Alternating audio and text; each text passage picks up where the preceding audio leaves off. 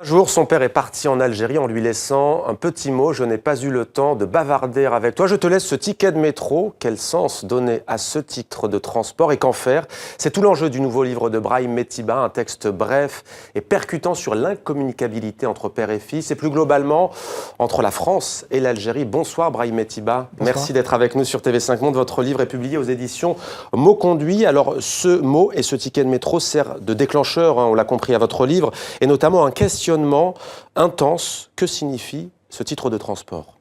Oui, ce livre est une quête du sens. C'est à base d'une histoire vraie. Ce ticket a réellement eu lieu, même si j'ai changé légèrement la syntaxe pour que ça rentre dans mon écriture. Ouais. Et il s'agit d'une quête du sens dans la mesure où, initialement, j'ai pris ce ticket comme une absurdité. Pour différentes raisons. D'une part, j'avais du mal à voir le lien entre le ticket de métro et le bavardage que mon père n'a pas eu le temps d'avoir avec moi. Et par ailleurs, avec mon père, nous ne discutons jamais, alors nous bavardons encore moins. Et donc, il y a un double questionnement sur cette envie soudaine qu'a eu mon père de bavarder avec moi. Alors, ce ticket de métro, vous allez le composter, vous allez monter dans un bus et vous allez parcourir Paris, de Clichy jusqu'au centre de la capitale française. En quoi cette errance, au fond, Brahim Metiba, permet-elle de renouer ce dialogue impossible? Je ne sais pas si elle permet de renouer ce dialogue impossible. En tout cas, ça permet de se poser plus de questions. Ça permet de faire advenir plus de questions que de trouver une réponse. En l'occurrence, c'est des questions sur la mixité sociale, sur les couches sociales, puisque de Clichy-la-Garenne au centre de Paris, on passe par différentes zones sociales, culturelles, ethniques. Et ça me permet aussi de me pencher sur mon passé, sur l'Algérie, sur l'espace public, sur ce que fait un Algérien dans l'espace public, sur ce que fait un Français dans l'espace public, sur la langue aussi, sur la grammaire de la ville, sur toutes ces phrases qui jalonnent la ville. Et a fortiori sur mon rapport à mon père et cette différence de langage, même s'il y a une langue commune, en l'occurrence le français. Alors vous avez cité l'Algérie, peut-on dire aussi que c'est un récit sur l'incommunicabilité, en tout cas une relation compliquée entre ces deux pays séparés par la Méditerranée? Oui, tout à fait.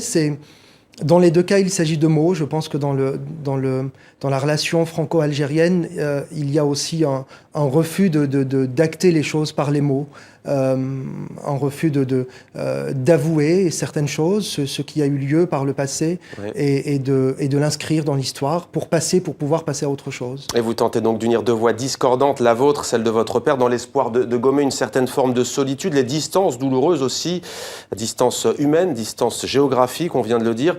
Comment unir, selon vous, ces deux pays? Comment faire que la relation soit plus apaisée? Sur le plan politique, je n'en sais rien, ce n'est pas mon domaine. Sur le plan littéraire, je pense qu'on peut faire beaucoup de choses.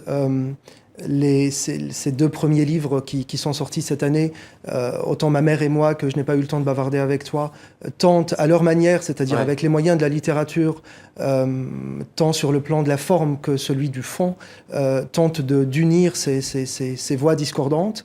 Notamment par la musique. La musique est très présente dans Ma mère et moi, et c'est le moyen que j'ai trouvé pour unir deux voix aussi discordantes. Hommage à la musique, hommage aussi à l'écriture. Vous écrivez notamment dans ce livre: depuis quelques années, j'essaie de réduire le fossé entre mon père et moi, entre ma mère et moi, entre mon père et ma mère, entre l'Algérie et la France, entre Paris et sa banlieue. Il y a quelques années, place Saint-Georges, quand je suis resté admiratif de Pierre, j'ignorais comment agir. Aujourd'hui, je le sais, par l'écriture.